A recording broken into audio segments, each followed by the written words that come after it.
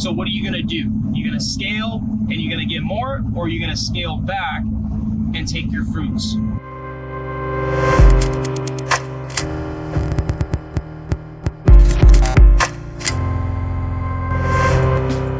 So on our way to a new appointment, it's basically a high profit, large building contract, smaller one, but it's going to be a hotel.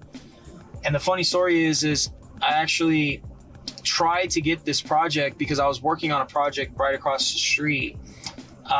Finished it, knocked it out, and the new project, we it was like right across the street. So obviously I walked over there to see if I can get the project. And they told me that it was already, locked up, done deal, ready to go. And I come to find out that through another relationship where I did another hotel on a maintenance, window cleaning, basically a maintenance for this I think it was a Spring Hill Suites or something like that. They told me that they're over this project and that I should bid for it. So they set up the meeting. Now I'm here getting ready to walk the building, and it looks like it is still available. So that's why relationships matter so much in this sort of business. Just being able to connect with the right people that can lead you to the right person, because maybe just one day the person wasn't feeling it, and maybe they did have somebody in mind and they just didn't want to deal with it, right? And since you have a relationship with the right person, they're telling them now, like, no, this is our guy, use him. That's how you could swoop up on projects as well, because there might be no loyalties to that other cleaning company whatsoever. They just like their price, and they've used them before, maybe they work, but there's no relationship there. What makes you different? What makes you stand out differently than any of the other cleaning companies at the end of the day? And so we're going to pull up right now. We're going to walk the building. We're going to give them a price. We'll go back to the office, put together a price, and we'll kind of go from there. I'm going to go in there and take care of this meeting real quick, and we'll go from there and see if we can lock up a contract.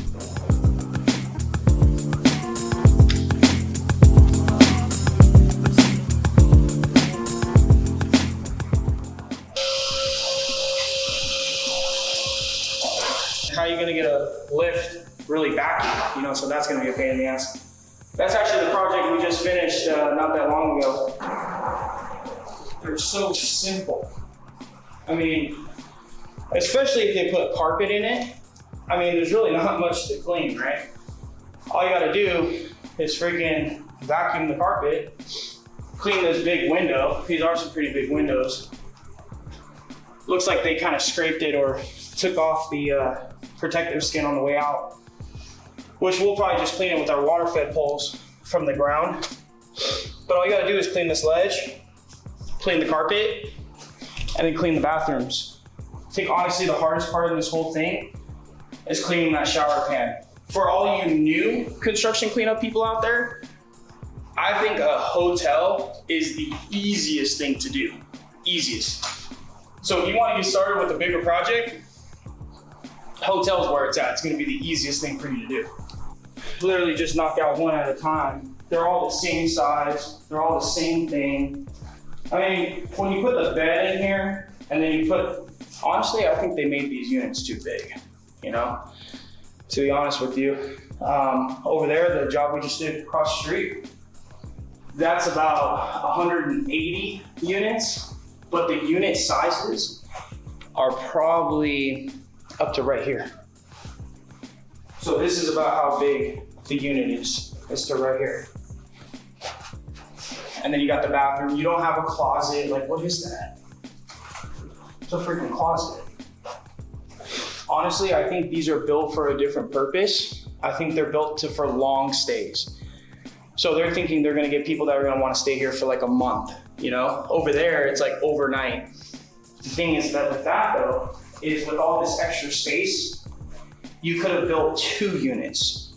So this building could have been a 200 unit building if it would have just been split in half, But these are some good sized units. Easy though, easy. I mean, you got carpet. The hardest thing, like I said, is gonna be shower pans and bathtubs. You got some rust in there and stuff like that. A new person could do this with 2 other people, maybe one other person. If you got ahead of construction, you can knock this out.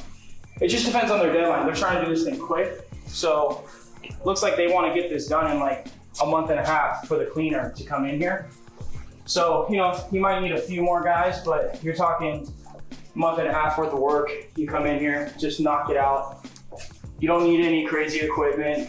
You just need a vacuum, some sponges, you know, microfibers, the basics, man. This is a really easy job for somebody new that's trying to take on a bigger project.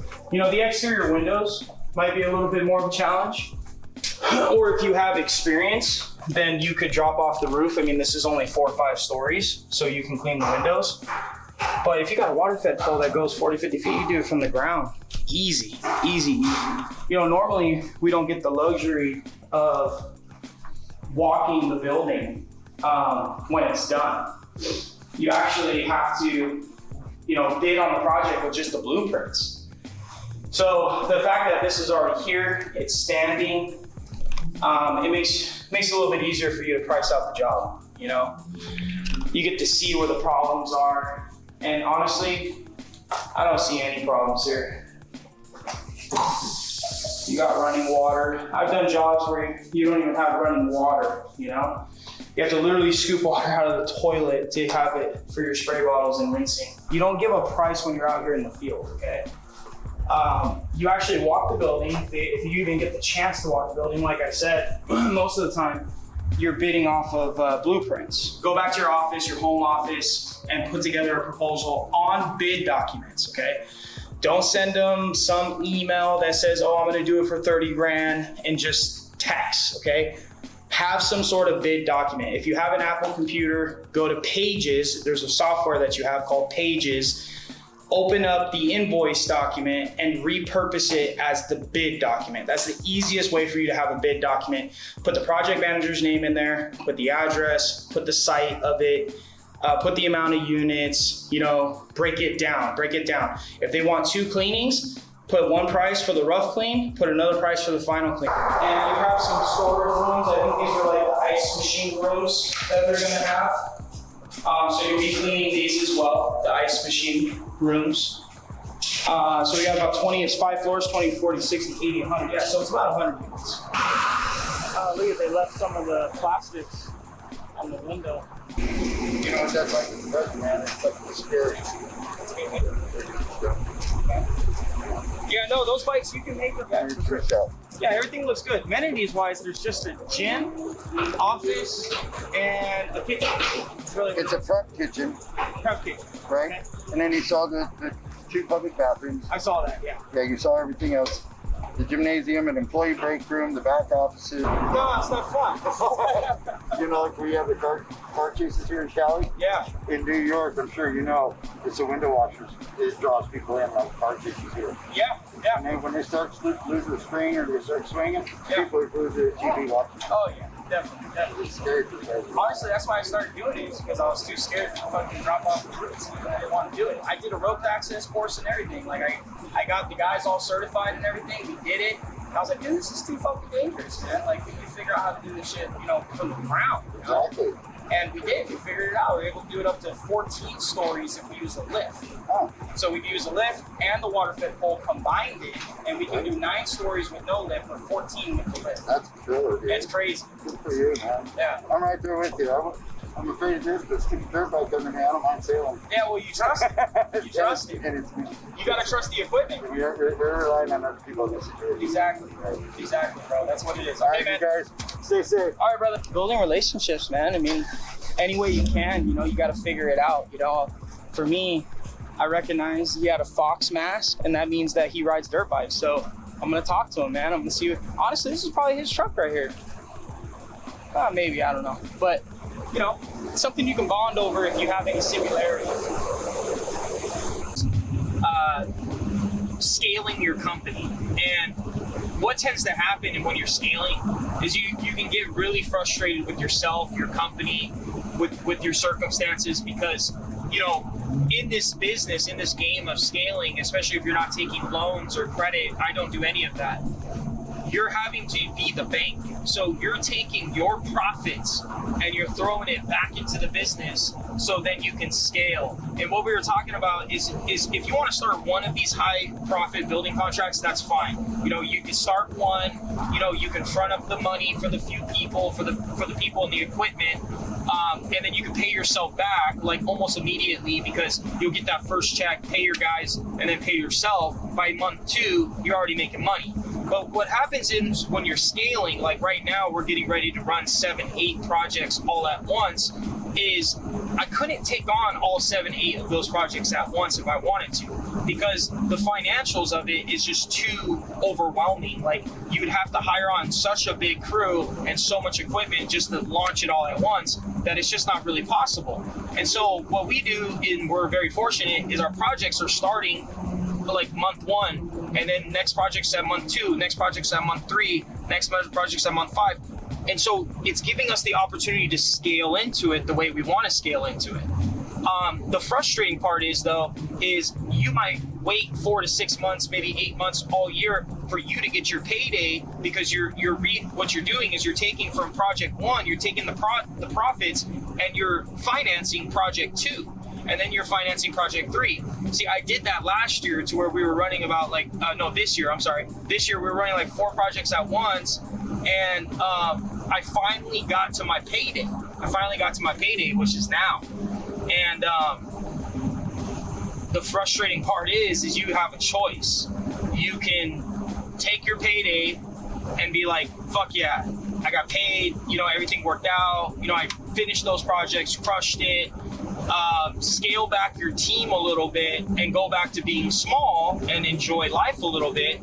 Or you can dive back in, take that money that you just earned and you have profits, and throw it back into the business and scale back up again from 3 projects to 8 projects now and have an even bigger payday. And so that's the game of business and the game of scaling. And see, everybody wants to scale. Everyone wants to get bigger. Everyone wants to make more money, but they don't understand this concept. And quite honestly, as I talk about it, it's really reminding me, you know, why would I be frustrated? Well, I think I'm frustrated because you're working so hard and you're trying to get a little taste. You're trying to be like, oh yeah, no, I can enjoy life a little bit. But then, you know, your business slaps you in the face again and says, no, fuck you, dude. Like, I want to grow more. Feed me more. And so you got to give it more. You have the choice. It's up to you. You can either feed it or you can scale back and enjoy it. So what are you going to do? You're going to scale and you're going to get more, or you're going to scale back and take your fruits. That's really what it comes down to.